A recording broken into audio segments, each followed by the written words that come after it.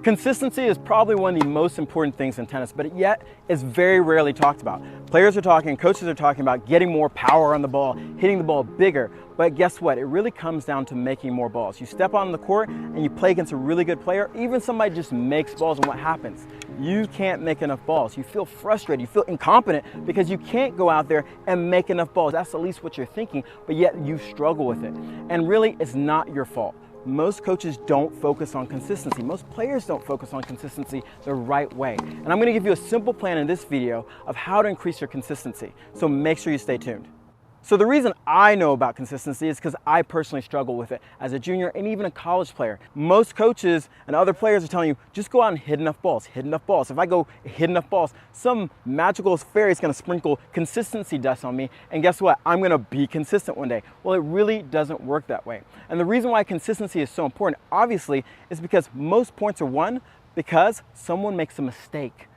Players are constantly making mistakes, and generally the player who makes more balls, aka consistent, are going to win more matches, and you want to be that player. It doesn't mean you need to push the ball or just kind of barely get it in. You can actually learn to hit a high level ball, whether you're adult or junior, by doing simple drills the right way. So the plan is this. First, you got to start out with the mindset of how you're going to be consistent, and most players have that wrong. So the mindset is this. First of all, understanding, like I said before, that most points are won because players make mistakes.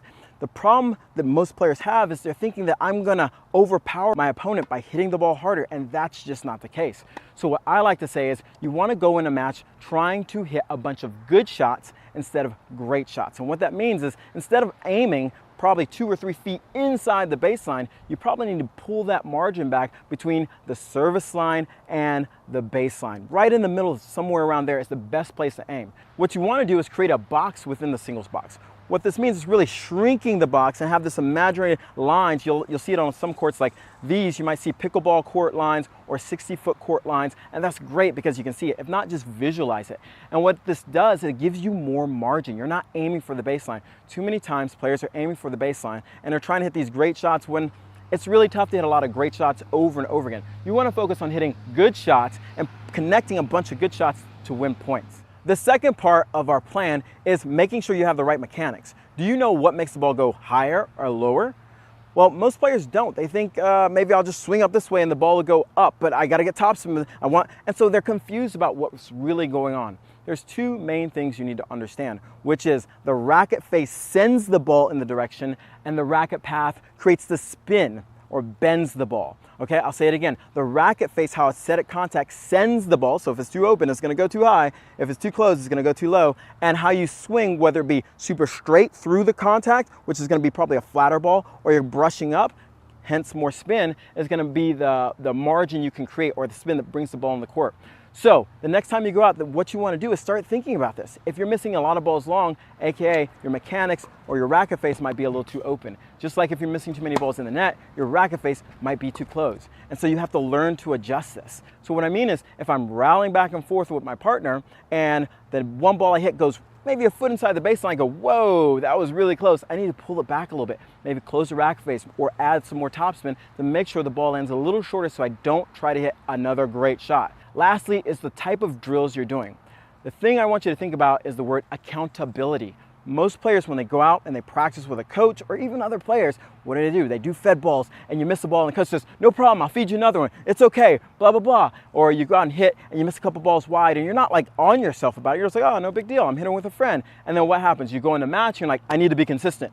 But you've trained your brain not to be consistent. Every time you go out there and you hit a shot, you hit a stroke or work on something, you're training your brain, you're training your body to reproduce that shot over and over again. So if you're going out there and then you're not really paying attention to if you're missing the ball and if it doesn't count, you're not being accountable.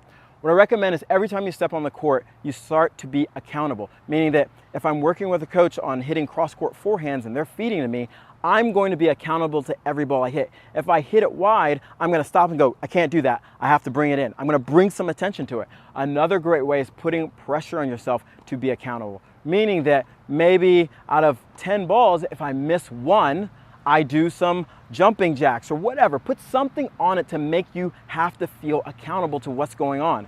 And the more you do that, the more you train your mind to go, you know what? I got to focus. I got to step on the court and I got to make balls. And that's so, so important. By doing drills this way, you will increase the amount of consistency you have in matches. And this is one of the big things I hear most players talking about. I do good in practice, but I don't do good in matches. And this is part of it, is because you're not training the same way you do to get that same result in a match. And so if you want to increase your consistency by practicing the right way and holding yourself accountable in practice, guess what? That's going to translate to what? A match. Because in a match, you're accountable. You're accountable to the score. You're accountable to your opponent. Believe me, when's the last time you went out and you played a match and you hit a ball wide and your opponent really wide and your opponent's like, hey, you know what? Don't worry about that. You can take the point. That's not going to happen. But you practice that way, and that's the key. Make sure you're practicing the same way that you're going to play a match. So in summary, make sure the next time you go on the court, you, have the right mindset. Think of hitting a lot of good shots instead of going for the great shot. Because if you miss your good shot, it turns into a great shot. But if you miss your great shot, it's an out shot. And you don't want that. So build in margin. Second, make sure you know the mechanics. You know that, hey, the ball never lies. If it's going long, it's because your racket face is too open, or maybe you're coming up with the racket face too open. There's a combination where you're going to have to turn the dials to figure out what it is. But at least you know these dials now, and you can make adjustments. And that's the key. Constantly learn to make adjustments until it becomes habit. When I'm thinking about being consistent and I'm rallying, I'm not thinking, okay, racket face. I just know because I've done it for so long. I've trained my body to react that way. And finally, go out and do drills and practice and hit, but be accountable to every ball you hit. So you're not just going out there and just randomly hitting. Everything you hit has accountability. So when you practice that way, you can play that way. So if you like this video, make sure you hit the like button and leave us a comment about your struggles with consistency or how you might have overcome being inconsistent, and if these type of tips you've used before. Okay? Take care.